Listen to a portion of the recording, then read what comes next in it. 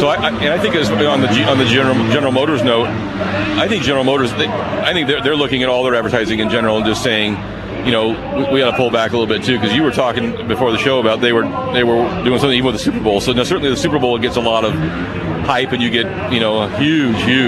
Yeah, they're actually pulling out of the Super Bowl ads at $3.5 million for a 30-second ad. They're out this year. Super Bowl ads are going up 9%. They're going to be $3.8 million for 30 seconds, and GM apparently thinks that's not the way to go either. So you're not going to advertise on Facebook where there's 800 million people. You're not going to advertise on the Super Bowl where there's how many people watch the Super Bowl? Some probably as many as Facebook. So there's your two biggest audiences. What are they going?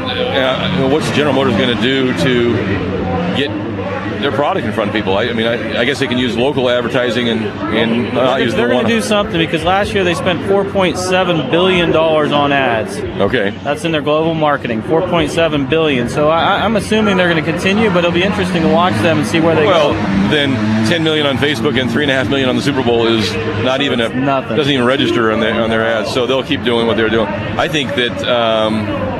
I don't know, it's interesting, and I think you'll see another. So next year, then Ford or Toyota, somebody else will pick up their ad spot. Then they'll swap out again. They'll come back again too with their new product. Maybe they're just waiting for a new product line. I don't know. But so General Motors is pulling a little bit of money back on their Super Bowl and their Facebook ads. So here you go. If you want, I got a way for you to reach. You want part of a $40 million settlement? Sure. What's the part? Well, the part is you had to have. You had to have worn around these Skechers. Did you wear the Skechers that had the Sketcher tone-ups? Did you wear those a lot? No. No? I can see you wearing those right now, though, with those skater pants. I was cracking up in my mind. That reminds me of Dumb and Dumber when the two guys walk by. He's got a nice ass. Yeah, he must work out. He was talking about the girls. It's my Skechers. Skechers. So Skechers was advertising that if you wore their shoes, you would get a firmed-up body and you'd be in shape without going to the gym. Well, apparently, the Federal Trade Commission didn't agree. They must have tramped around a bunch of out-of-shape radio hosts in front of them or something, because Skechers is going to pony up $40 million as a penalty for their... So it doesn't work? I think if you wear them to the gym, it works. But I think if you wear them to the drive-thru at McDonald's, it doesn't work so well. Oh, I got you. Speaking of money, I got my son here asking for money. Yeah, I got shirts.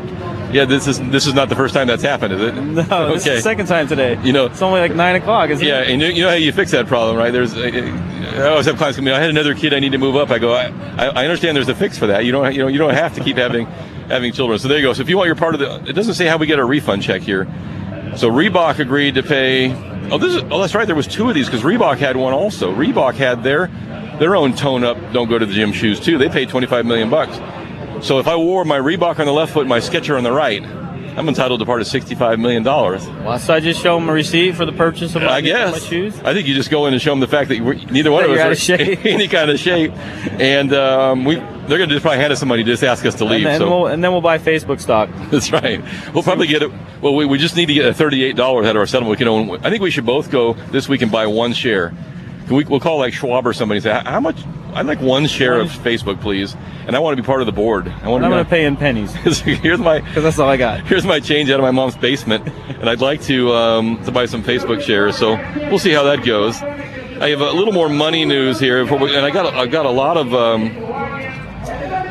of information about some upcoming changes in real estate and finance. I got some good surveys there, and the CEOs of major companies are dropping like flies. And I'll give you some advice in the second hour today about if you want to be the CEO of a Fortune 500 company, things you should do and not do, and more often like what you should not do. I'm looking forward to hearing that. These are guys that already had a fairly good gig, and maybe they're not reading the paper. It's hard to find a job that's paying in the $10 to $30 million range. I mean, I turned out a couple this week, but I was busy. You got your resume blowing my ear out in the lake. So other than that, but I'll give you some ideas of things you might want to consider or not consider. But I did find the whole discussion this week, and maybe Mark Zuckerberg could help out the state of California.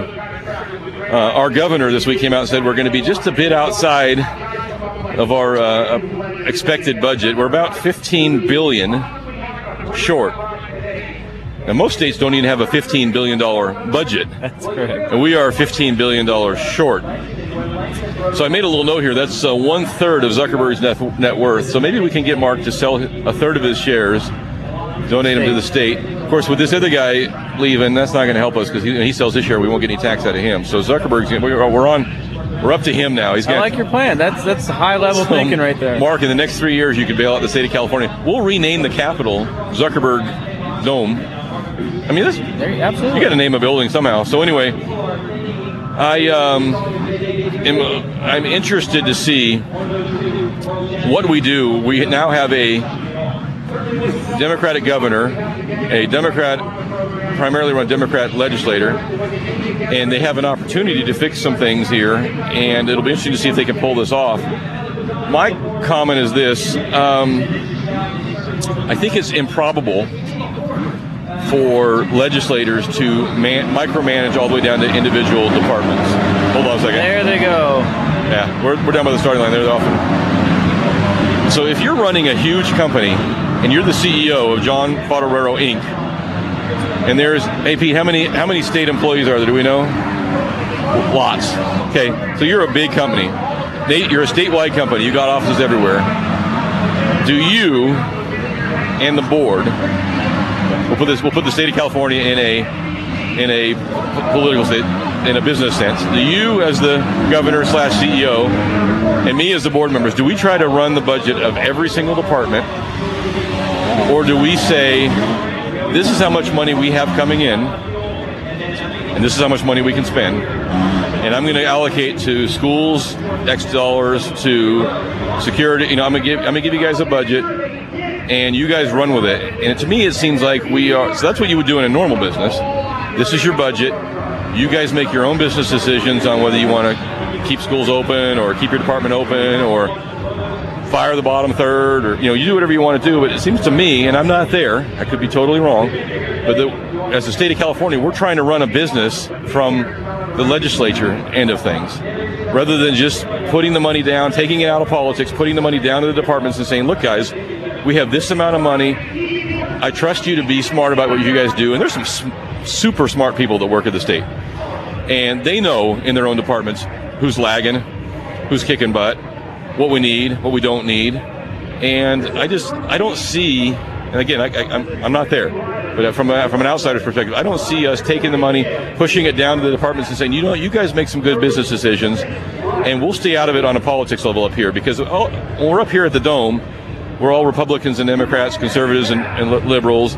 We should fight for more schools. No, we should close more schools. No, we're spending too much on all these different things, and it becomes a political battle. And at the end of the day, we got to figure out how to solve this problem, because we are losing guys like Eduardo Saveron and Waste Connections and people that are looking at California and saying, I don't want to come there. That is a big, colossal mess. And now we're becoming, a late night joke. Yeah. A late night joke. And we're going to take a break here in just a second. When I come back, I'm going to compare California and New Jersey, because both governors, Chris Christie and Governor Brown, took over at the same time. Both of them came in with the same problem in terms of budget shortfalls. And we'll look and see what the state of New Jersey has done as well with their money. So, and if you want to jump in today, you're welcome to do that. We probably can hear you, 339-1140. If you want to text me, that might be easier at 44-1140, and Chris can forward me your text. And we do have a quiz question. John, you want to whip up one of your quiz questions there? Yeah, let's start with the ladies. The ladies? Yes, the ladies. Okay. So, which lady, or the painted lady? Who was the painted lady? What is the painted lady? Who is the painted lady that sold for $2.295 million? Okay, so the painted lady, quote unquote, sold for $2.295. Let's just call it 2.3. Round up. 2.3 million amongst friends. What is she? What is the painted lady that sold for $2.3 million? If you know the answer to that, 339-1140, 1-800-920-1140. She's a big girl. I'll put it that way. Or you can text us at 44-1140.